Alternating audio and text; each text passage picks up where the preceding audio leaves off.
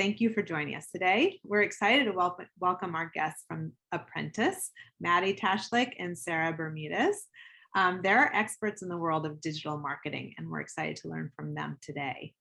First, a little bit about the fourth floor. For those of you who are not familiar with us, we're a market network. Our mission is to get more women on boards and cap tables. Our members have access to our board seat exchange, programming, and resources. And founders, you can find advisors and network with investors, and board candidates, you can find board and investment opportunities. If you're looking for a board position or are a founder interested in finding advisors or building out your boards, please join us and apply. You can do so on our website, and I'll drop the link in later. And FYI, if you're, we kind of have a special promotion going on right now. If you are a woman founder and you can list one board opportunity into our board seat exchange, you qualify for a $1 membership for the first year. So, and speaking of links and connecting, feel free to drop in your LinkedIn link into the chat so we can all stay connected here on this call.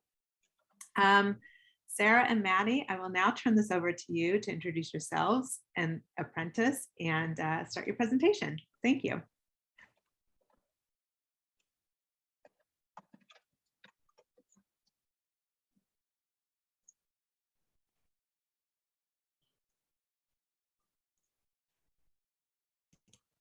All right, thank you so much, Kat. We're so excited to be here and to tell you guys a little bit about digital marketing for startups. We have 3 really exciting secrets, and we hope you enjoy. So as Kat mentioned, I'm Maddie, but I'd actually like to introduce Sarah. I've worked with Sarah now for 2 years almost, and she's truly the absolute queen when it comes to branding, digital marketing, and I'm so excited for you guys to learn from her today. Yes, thank you, Maddie. I'm very grateful to be here with Maddie, head of partnerships at Apprentice. She's done an incredible job with branding, mentorship in branding, and being a little bit of a micro-influencer in her Cornell environment. So we're very excited to teach and learn with you. So yeah, let's get it going. Thanks, Sarah. So just the run of show, we're going to start off with some things about digital marketing, not one size fits all, moving into more branding, awareness, and finally, the content to leads, the conversion process, and you'll see what secrets are as we get to them. And then, of course, in traditional fashion, we'll close with questions. But given the capabilities of Zoom, we'd actually love if you guys could be writing questions in as they come to mind throughout. And then towards the end, we're going to go back and make sure to answer everything in there. So in this webinar, we're going to talk about some of the latest online marketing tricks, tips, and trends, and some branding secrets. Some key questions to think about are: how do you turn TikTok into lead generation? And how can you utilize custom Facebook audiences to double your customer base? You can add up everything you spend on traditional marketing, digital ads, and multiply that number by, call it 100. And that's already the amount of potential more customers you'd be reaching through strategic social media marketing. We really want to push that as early startups. A lot of times people think that social media marketing, it's not a now problem and it gets pushed to the back burner, when in reality, it is the time to be cultivating that brand, developing a community of engaged people, and really developing what that message is going to be that you're sending out there. Mm-hmm. And the likelihood of a consumer to recommend a brand after a positive experience is 71%. So we want to really emphasize creating a positive experience. Engagement is key. So digital marketing is not a one-size-fits-all phenomenon. Really, what we want to emphasize is that you should be taking this narrative and really just putting it into your own hands. We all have stories to share, and really social media is such an effective way to get yours out there. Controlling your story through building relationships, controlling your story through being online, being active, and making impressions on people. And again, being able to promote your goals and fundraisers and really any events like webinars, for example. Being able to control your narrative, I think, is social media's one of social media's greatest gifts.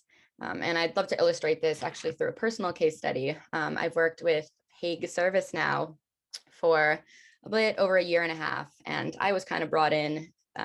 Really, COVID hit, and the phone, which used to ring with the customers, just stopped ringing, and it was, oh no, what do we do now? Where did everyone go? So I came in, taught them a little bit about digital marketing, down to the basics of Google Drive, absolutely everything. And really in the process, not only were we able to cultivate a brand that helped our sales funnel, got more customers, but really found our footing in terms of core values, the message we were putting out there, and being able to see Richard, the CEO, and be so engaged in what we were doing in the business because of these newfound values and mission was absolutely impactful, more so even than getting the sales.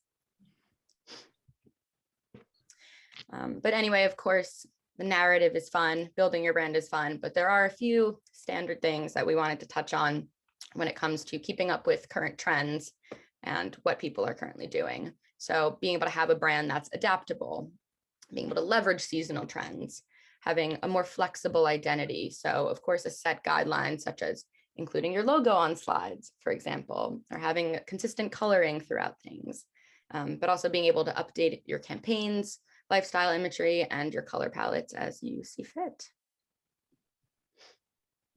And this brings me into secret number 1, which is custom Facebook audiences. This has been an absolute game changer for me. I wish someone had told me about them a little sooner, but essentially you can on Facebook customize exactly who is going to see your content. It makes your marketing efforts, 1, more direct, and 2, more efficient. So a big key with Facebook audiences is creating a lookalike audience. And this has a little bit of a misleading name because it's not necessarily about just looking straight to your competitors. Ultimately, the people you're trying to reach aren't always going to be the same as your competitors, especially if you have your own cultivated brand. So kind of looking for who you want to market to as opposed to just who your competitors are marketing to. So retargeting your ads towards these people who have already interacted with you, creating the ads specifically for those lookalike audiences, and just taking control over who your content is reaching. So we have our custom audience now. What are we putting out to them? Some best practices for Facebook ads. Of course, they need to be compelling and creative. But the actual thing you should accomplish with your image, or the 4 specific things, and this one I would absolutely suggest writing down. These have been ingrained into me at this point. It's bright colors, having an accessible link to a website, to a product, displaying your values, your proposition, mission statement, and then finally having a call to action within that ad. So by combining that content with good visuals, you're really going to increase your click-through rate and overall Facebook ad ROI. Here is just an example of a Facebook ad. So this is Air Ancient Baths. They're a spa, and most of their bookings, I think it's around 80–85%, come from their online ads. They've seen now 3 times more US sales since starting to use custom audiences. And the director went as far to say that Facebook's approach allowed them to identify what their clients really appreciate when it came to the services and experience. Yeah, so speaking about ads, this is a great way to talk about awareness and engagement. And there's a few ways to do that to help build your brand. So brand resonation is huge. When you hit that point, people want to see more. And there are 4 little things we want to talk about when it comes to loyalty with brand resonance. You're going to create brand loyalty. You're going to create brand attachment. Community is really big, and that is what helps engagement. So you're differentiating your what, and what is a Facebook ad versus your why. A why is, for example, a blog post that talks about the mission or your core values of your business, and that's really going to hit a very sentimental value with your audience. And just to bring into awareness the Keller model, it's a great pyramid scheme that kind of talks about starting from brand awareness and getting to loyalty. And a huge thing I want to bring up to all of you is it's not a linear quest. It's going to be based on the unique features of your brands, your differentiation, the feelings you want to create. And so this is really exciting because it gets to be really unique to who you are and to who your audience is. I want to bring in a case study for a company I've been with very proudly for a little bit, for about 2 years now. I work with a female president in the manufacturing industry, and she really, really wanted to differentiate herself as a woman in this field, talking about human interaction, talking about the relationships. So we created a mission statement called Collaborative, Cooperative, Kind, talking about our key role in creating little parts for bigger innovations. and addressing that in the work we do. And it's really had a positive influence on our custom base, and creating little merchandise, as you see in the bottom, stickers, magnets that really heighten that awareness. And just a key point with some of the things we were talking about, this lime green was super important. It's been around for 40 years, but we reinvented it to have some blues and to create this really wonderful color palette that really speaks to who we're hitting. And so social media engagement, translating what I just said into social media engagement is a measure of how people are going to interact with your social media accounts and content. And a great way to track this is through likes and favorites, comments, DMs, replies, shares and retweets on Twitter, saves, clicks, and mentions. And these are all accessible insights with whatever social media platform you're using. It's a great way to measure whether the content you're creating is actually resonating with your audience.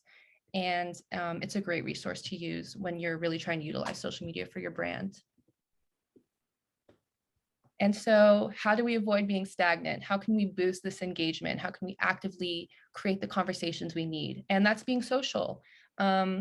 Social media may seem like a distant place on our screen, but if you can work to respond to comments and mentions you receive from people in your industry, from people who are interested, use social media to engage and track those mentions, comments, conversations in a central place. Really utilize those tools that track that. Create your authentic and consistent voice. This helps humanize your brands and encourages people to engage and respond, as well as talk about you positively, and to increase your awareness. And a little more trickier, but not as intimidating as it seems, are algorithms. All algorithms are unique across platforms, and they're a great way to boost engagement, but familiarizing yourself with them, looking at some blogs online, seeing what works for you. And an example of that is starting with timing. What's the best time of day to post? When are you getting the most interactions? And that can come with experimenting, but there's always a way to find it.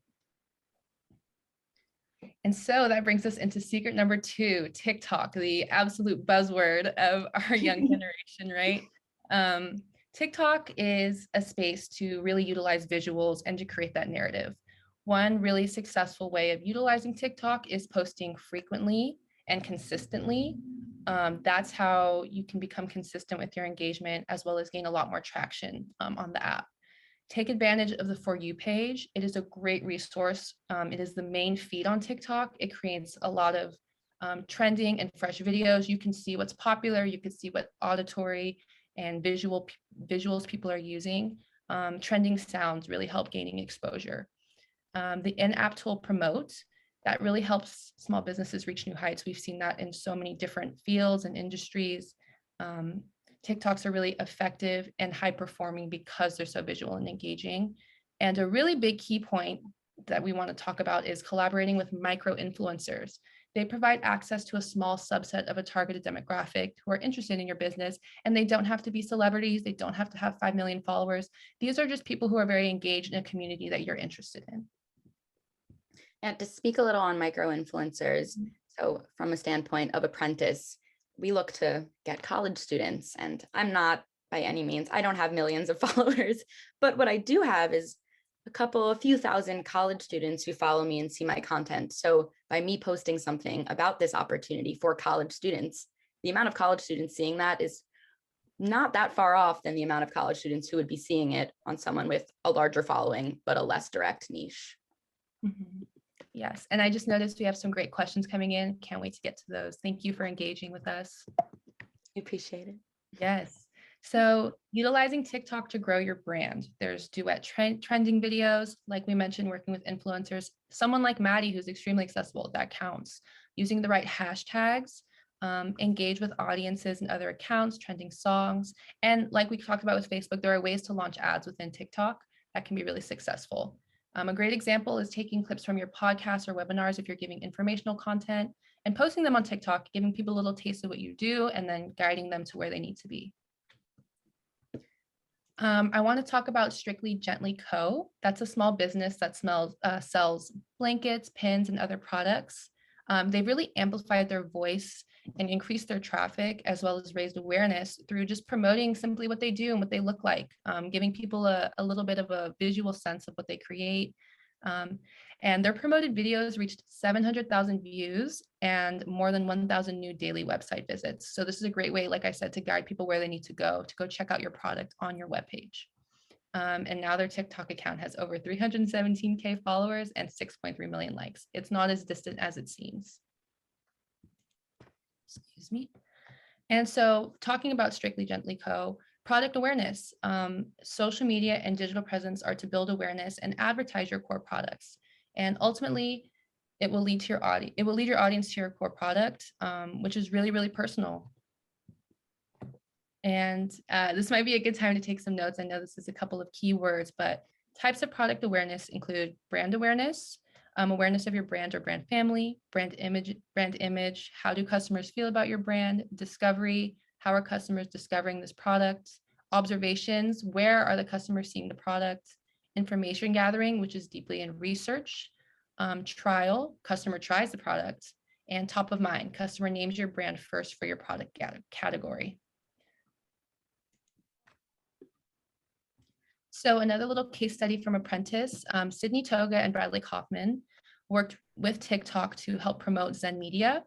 And through leveraging TikTok, their average user per video went from 150 to 2,500 in the first week, which is substantial growth, as you can imagine.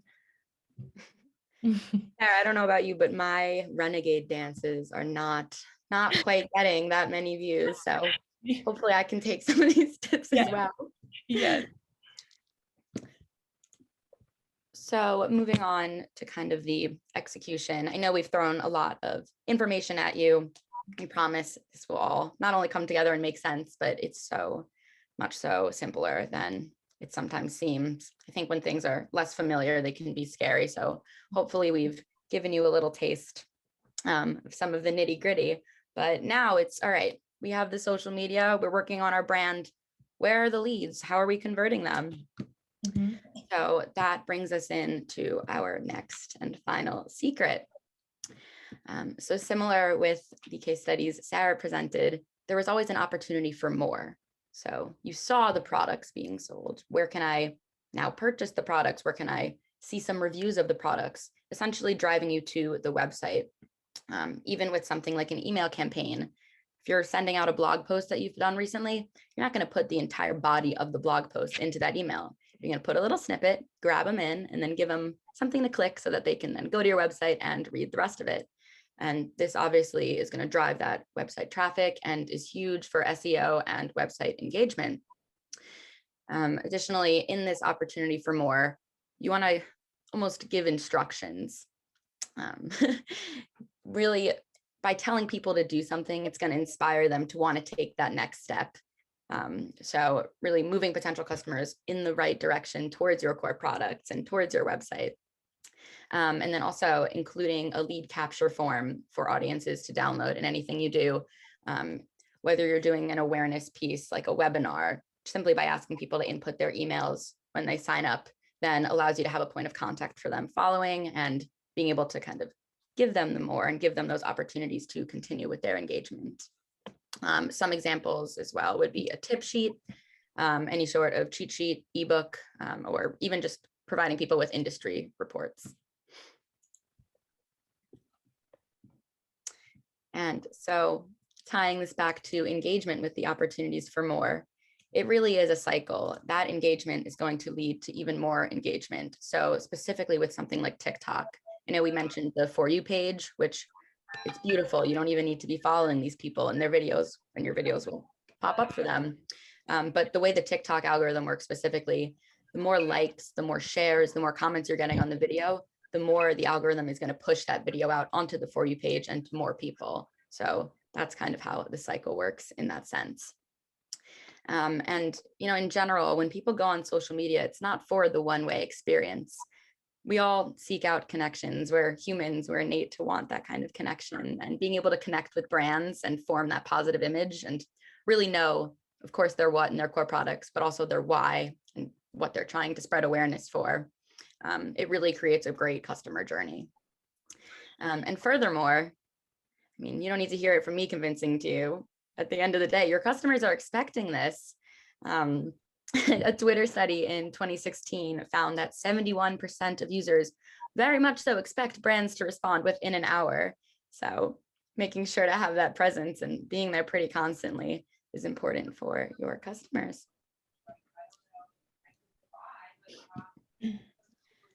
So we know we've thrown a lot of content at you, and we did want to offer a little bit of a potential relief in someone to come help out with social media marketing or even biz dev. We offer it all, but or if you want to check out Apprentice, we were some great college students. Some of them blow Sarah and me out of the water, truly. But for things like getting social media marketing done, we understand that you're founders and there are only 24 hours in the day. And do you have time to be trolling through your every single comment and interaction you're getting on social media? Certainly not. So potentially someone to help cultivate the brand and do those things for you in the process. Yeah. And excitingly, we're doing a free book giveaway. If you saw my question, we'd love to learn some of your preferred social media platforms. So the first person to respond and let us know will win a free book from Carrie Crippen, a major, just a boss in the entrepreneurship field for women. So yes, if you're interested, please drop a comment. I'll give it a second. All right, well, we'll see who responds first. And Sarah, let's get started with some questions. Also, feel free if more questions come up as we're going to just drop those in the chat as well. Let's see. We got So Maddie, sorry, just to make it easier for you guys, I asked everybody to start their questions with a Q. So thank you so much. Maybe you can it'll help you scan through them. You know what, Kat, though, not everyone did. In fact, Okay. you and I did, but I think nobody else did. Oh, okay, well, It's all right. No worries. Thank you, Yanzi, for telling us about Instagram. I love using Instagram. It's very accessible. So let's see some of these questions. So I see that it says, are Facebook ads still worth it, even if Facebook is not a platform you really use? Absolutely. If you feel that Facebook can offer you a new audience, there's ways to connect to Instagram through like commerce and shopping opportunities within your Instagram that take you to Facebook. So they're very easily integratable. And if you're interested in expanding, just adding Facebook definitely doesn't hurt. Absolutely. And Facebook still remains the most popular platform. I mean, I'm not an avid Facebook user myself, but doing things for Hague, for example, we engage with as many other groups in the industry as we can. And Facebook has been a huge driver of SEO for us. So if you're not on Facebook, even if you're not using it for your personal brand, getting something on there for your business, I would absolutely recommend. It's a great resource. Mm-hmm. All right. How do you decide which social media platforms would work best for you?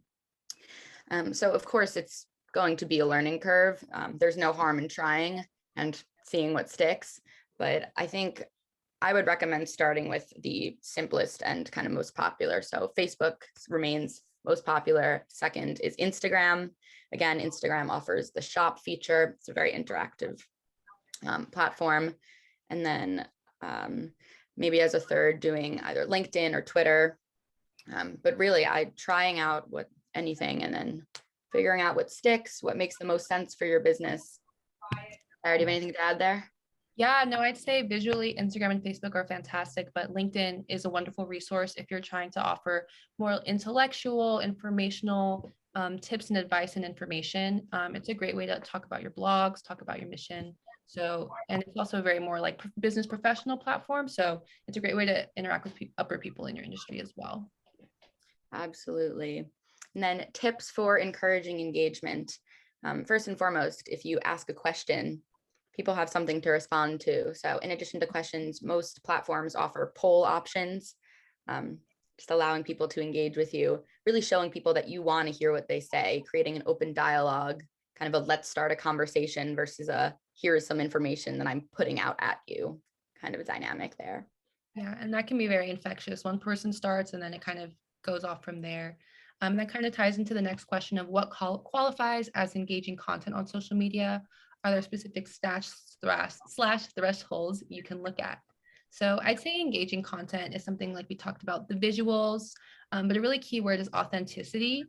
Obviously, we want to adapt to trends and leverage them, But creating something that is original, that is unique to what your company looks like, that can incorporate, a really authentic voice, I think is very engaging, and customers can tell.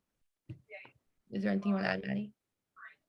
Yeah, that was a huge point. The customers can tell.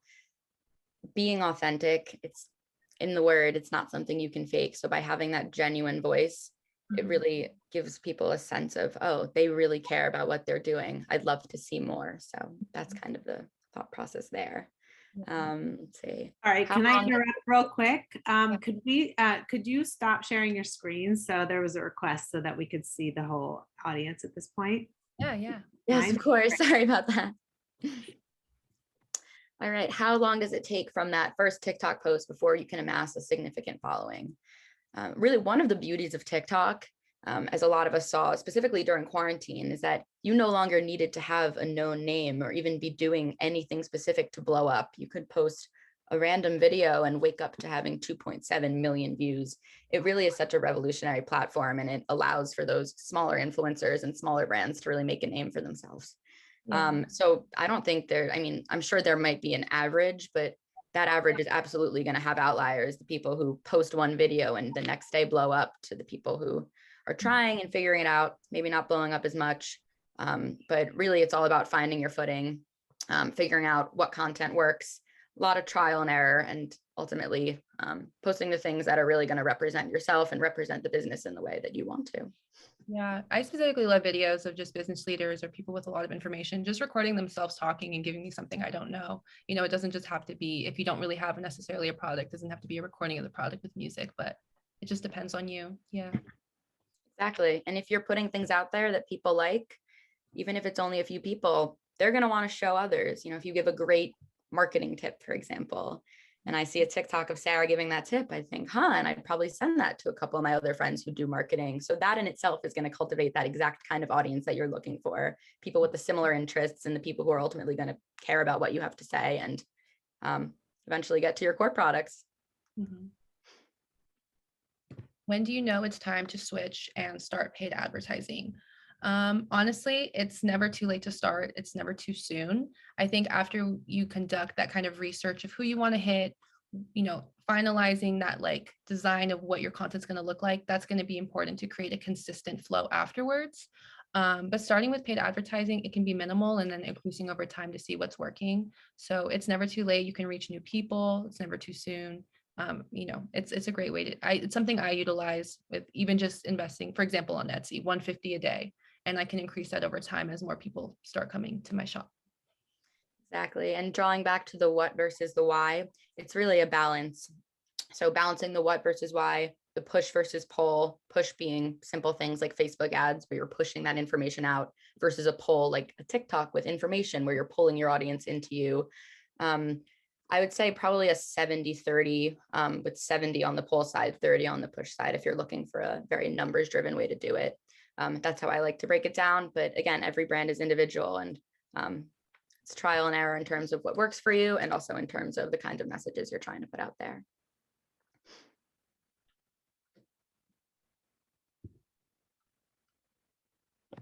Can you give a general demo profile for the main channels? I want to answer this question. I'm not sure if I'm going to get this correctly right, but a general demo profile in the sense of like a company or a person for main channels.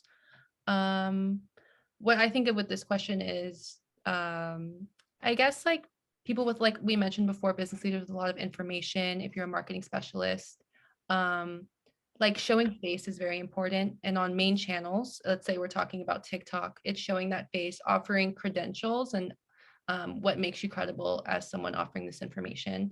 If we're going to like LinkedIn, they're a great way to utilize other people's information to share. You see someone post something interesting, and then you incorporate that into what you do and build off of it. How does it relate to you? Yeah.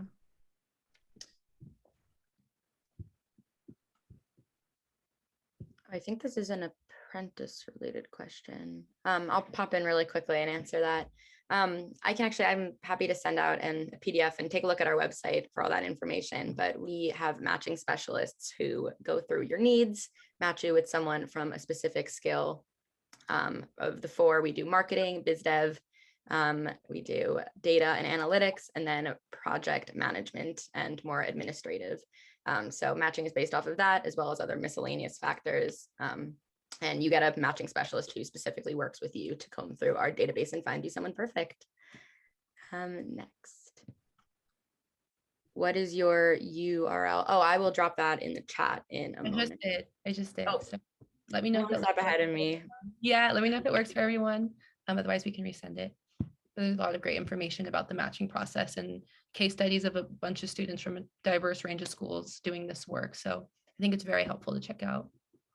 Yeah. All right. So the video aspect of TikTok, I completely hear you and agree. It's challenging. Actually, for a while, had a pretty old phone, and even just filming quality videos was something I struggled with.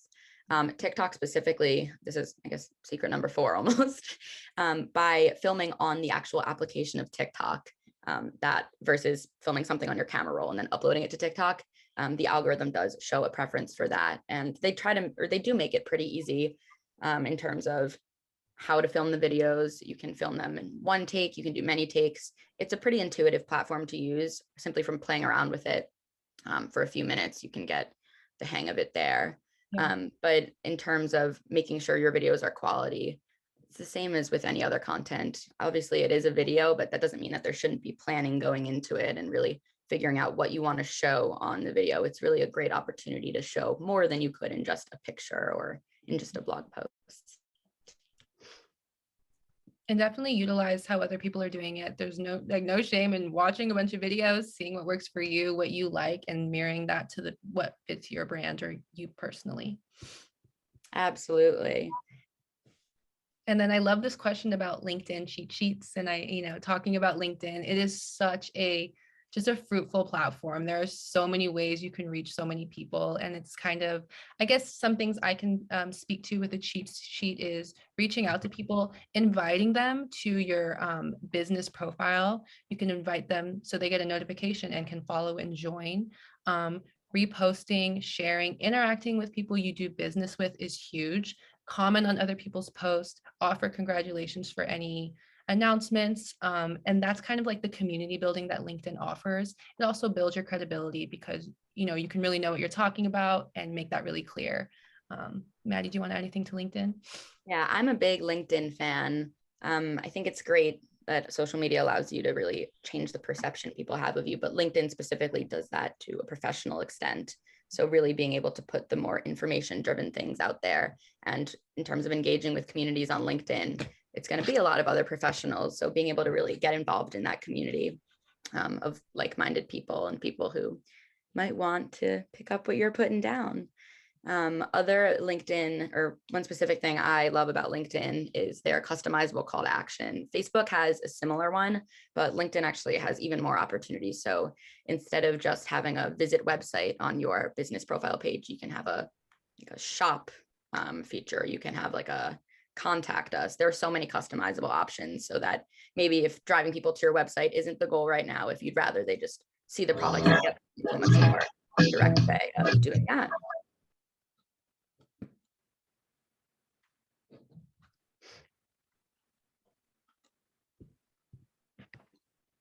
I think that was the last question in the chat. So, Kat, if you want to. Okay. Yeah. All right. So, well, thank you so much, Sarah and Maddie. You guys really clarified a lot of points and broke it down for us. So wonderful. Thank you so much.